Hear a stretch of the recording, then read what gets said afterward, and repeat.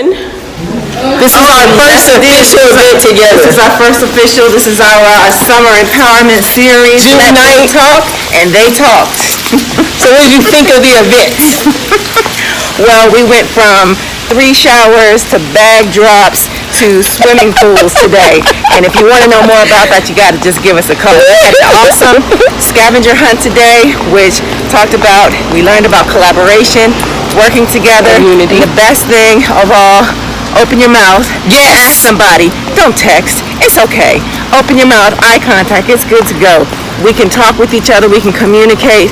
And it's okay if you don't know. That's one of the biggest things. If you don't know in life, like she said, ask somebody. And one of the biggest pieces of advice I think from the college students is keep it 100. Keep it 100. Be yourself. Love yourself. In high school, all that stuff you chase in high school, when you get in the real world in college, you're not chasing those things anymore. You got to chase your dreams and chase the things that you want to do in your life. In college. So be ready. So that's right. Know your mentors. Get a mentor if you don't have one. Know somebody. Know that we're here. We're a resource for you.